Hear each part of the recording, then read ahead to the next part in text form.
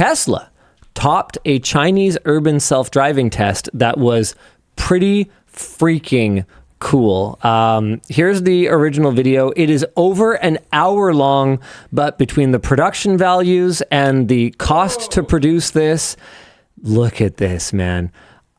It is worth the watch. These guys literally risked life and limb to get out there and test, I believe it was 26 cars, looking at their advanced driving assistance features, including a whole bunch of Chinese brands that I wasn't super familiar with, and also Tesla. We've got some highlights here. Of course, I don't want to show you guys too much because I really want you to watch this video. It's super cool. And what's really unique about it is that while a lot of driver assistance systems tests have been done in the past, my understanding is functionally all of the more controlled ones have been done on a closed course or on like a tarmac or something like that.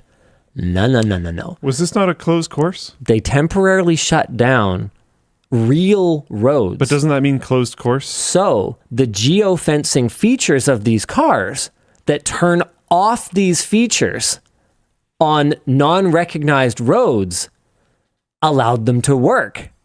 So it's a way more real world test. Which is cool. Because everything's theoretically operating the way that it's supposed to. So it's a closed road, but not a closed course. Sure. It's awesome, especially using a roundabout, which is like kind of a weird thing in driving. I like them, but they're kind of a weird thing in driving. Like that's especially a crazy one. I picked I don't know what's happening. What is this? Go away.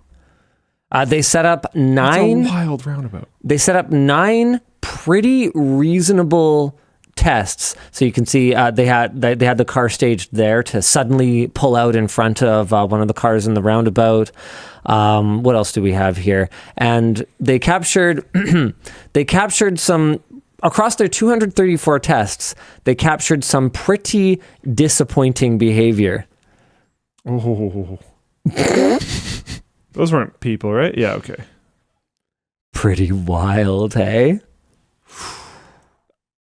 Such a cool video. That's awesome. Kind of blows my mind about this is that, as far as I can tell, a significant amount of funding for this was provided by the Chinese government.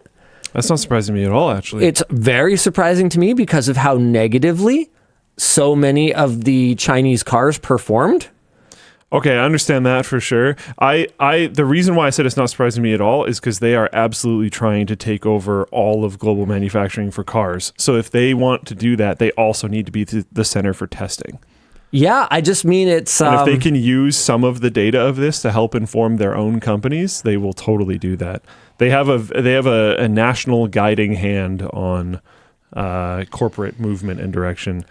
So the scenarios ranged from simple daily driving tasks like safely entering a roundabout or emerging into a busy lane to split-second reactions to school children darting out into the roadway. So I've got a timestamp for that last one. Again, I'm not going to show you guys too much stuff here because I really think this is one of those things that is an absolute... The production values are incredible. It's obviously an absolute labor of love.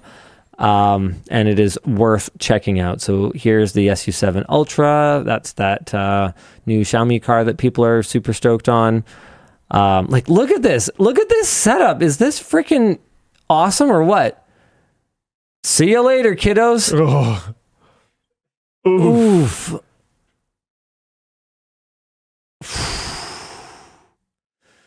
Dude, that's hard to watch even knowing those are dummies. Yeah.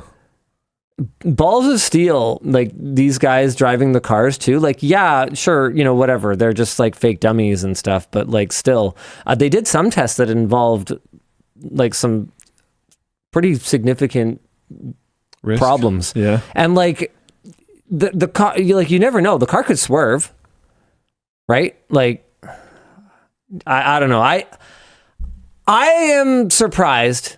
Even with all the controls they clearly had in place and all the safety that they clearly had in place, I'm surprised that anyone really wanted to do, 200 plus tests, just like in these. That's awesome. Especially after seeing how poorly some of these systems worked. I mean, he's got his hands on the wheel, right? He's clearly ready for anything to happen, but still, I still love it. Love it. That's really cool. Half of the models that hit the children didn't even realize they'd been in an accident and just kept driving. Like, wow. Their testing found vehicles going rogue from planned navigation, being unable to handle a simple U-turn, and failing to avoid left-turning vehicles that were cutting them off. Here, we'll go to that timestamp now, 43:14. Here we go. This is like such a cool video, dude. Like, all the benchmarking. Boop, just see you later. Yep. Okay. Yeah. Whatever. Boop. It just hits it. By the time you get a warning, the crash has already happened. Rough. Yep. Rough. Multiple models broke speed limits, failed to stop for cars reversing out of parking spots, plowed through folks on scooters, and just generally behaved like a typical human asshole. The video concludes that most problems aren't due to a lack of capability of ADAS systems, but rather because they are not programmed to prioritize following basic traffic laws. Whoa, that's a really interesting takeaway. That's weird. A few vehicles proved more capable than the rest.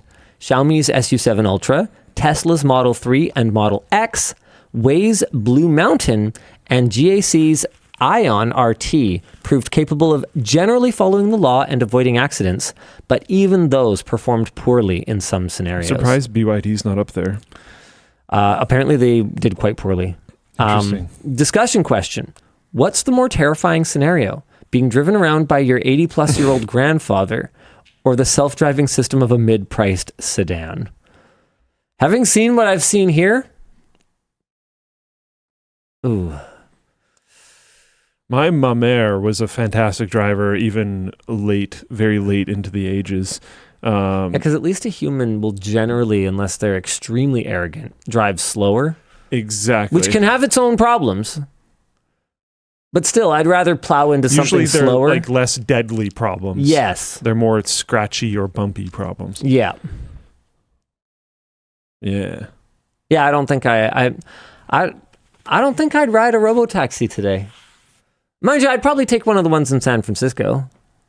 With the whole LiDAR system. No, they just have drivers. Oh. Do they actually? Yeah. No, Dan, it's not a joke. They just have drivers in them. It's called a taxi. Yeah, but they just have a human driver in them. And they just don't do anything? Is that because they kept getting coned? I think what they do is they don't do anything. Waymos have drivers? Waymos? No, robotaxi. Tesla's thing. Oh. Yeah. I thought that was in Texas. No, they expanded to San Francisco. Oh. I didn't know Robotaxi was a brand. Except instead of having the supervisor in the passenger seat with the kill switch, they're in the driver's seat, so that they're basically just an Uber driver that owns a Tesla. That has a Tesla. I believe they are actually using a different branch of the software. So there's that. Make of that what you will. But unique username said, but also yes, Waymo has drivers. What? Well, they do have remote operators that can intervene. But the ratio of remote operators to vehicles, from what we've been able to glean so far from Tesla's opacity, I can never remember opacity. They're very opaque. What we've been able to glean so far is that Tesla's ratio is substantially higher. Those ones use LiDAR, right? Tesla got rid of LiDAR. Waymos do. Tesla never had LiDAR. They had, what did they have? What stupid sensor did they have? Was it radar? Radar could be. Can't remember. They had ultrasonic. They had another sensor, and they didn't go for it, and they didn't invest in LiDAR because they were convinced that cameras were the future. But good luck, everybody.